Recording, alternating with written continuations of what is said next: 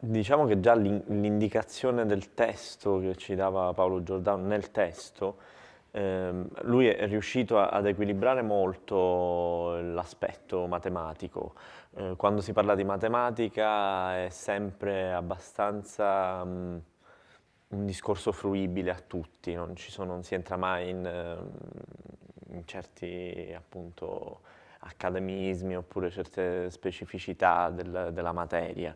Quindi è un tema che c'è, che accompagna tutto lo spettacolo, però allo stesso tempo è fruibile e quindi già il testo suggerisce una direzione rispetto a questo rapporto con la matematica. E poi in realtà il tema matematico, quando si fonde col teatro, tutte le volte che è successo, penso allo spettacolo di Ronconi, Infinities, no? Che ha messo insieme dei testi di fisica, dei paradossi di fisica, penso a Copenaghen di Michael Frayn, tutte le volte che si affronta un tema scientifico a teatro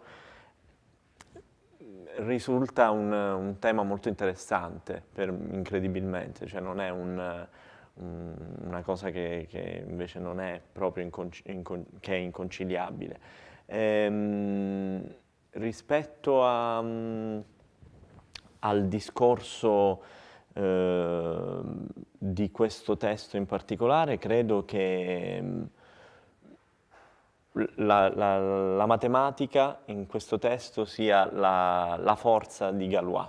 Cioè perché Paolo Giordano ci mostra diversi aspetti della personalità di Galois, non solo legati alla matematica, ma anche all'amore e alla politica.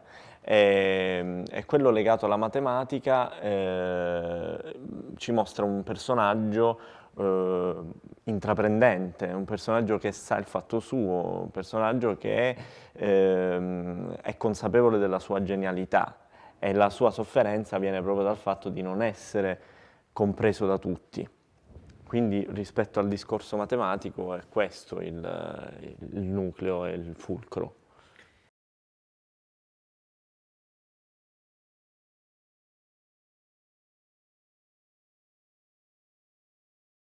Sicuramente la giovane età non è da sottovalutare in tutto questo, in tutta questa storia. Il fatto che Auguste Evariste sia ventunenne,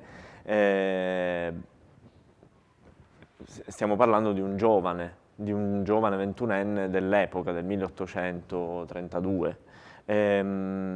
Però il fatto in cui, cioè come lui affronta la vita, come aggredisce la vita, questo credo che possa essere in parallelo un grande esempio per un giovane che viene a vedere uno spettacolo di questo tipo. Pur essendo il tema della giovinezza abbastanza, non solo nel testo, l'autore è giovane, io sono abbastanza giovane e Gallo è giovanissimo, quindi il tema proprio della gioventù è presente a 360 gradi. Credo che sia un grande esempio di come un ventunenne di allora affrontasse la vita. Rispetto a oggi sicuramente è uno stimolo forte.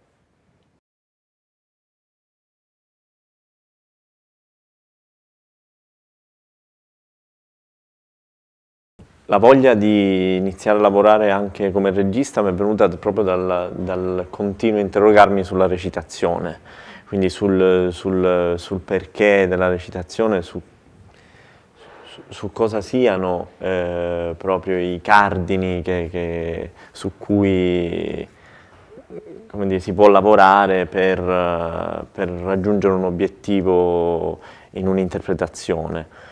Questo è stato il motivo per cui ho iniziato a lavorare anche come regista. Non è una cosa semplice perché comunque bisogna non lasciarsi trascinare dalla tendenza ad avere un eccessivo controllo, perché quello è il pericolo. L'eccessivo controllo ti fa un po', non ti fa lasciare andare come attore e per fare questo io cerco sempre di circondarmi di persone di cui mi fido ciecamente, quindi insomma in questo caso Maurizio Spicuzza, che è insomma, il mio insegnante storico di Palermo, di cui mi fido ciecamente, mi ha, come dire, dato un sostegno fondamentale.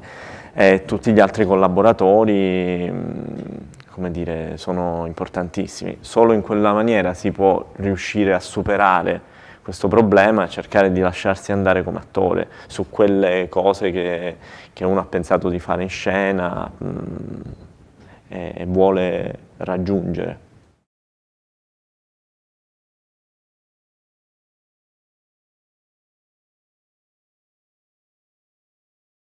Io sono venuto un anno fa a fare un sopralluogo a vedere la sala, com'è. Mi hanno spiegato come sarebbe diventata, cosa che siamo riusciti a fare alla fine. E diciamo, nello spiegarmi come sarebbe diventata questa sala, io già osservavo su come poter sfruttare al meglio uno spazio del genere che è particolare, con queste colonne. Quindi tutte queste sensazioni le ho riferite alla nostra scenografa Eleonora Rossi, che ha fatto poi un lavoro straordinario. Abbiamo cercato di sfruttare la pianta centrale di questo spazio, non dare una frontalità, ma come dire, cercare di lavorare per lungo in questo spazio, e che credo che sia secondo me la situazione più interessante per uno spazio del genere, anche facendo fatica a, come dire, a circondare il pubblico, come dire, a mettere il pubblico in una condizione di visibilità perfetta. Però secondo me questo, come dire, il sacrificare in alcuni casi la visibilità ci ha dato la possibilità di dare a questo spazio una vita più inedita e più interessante.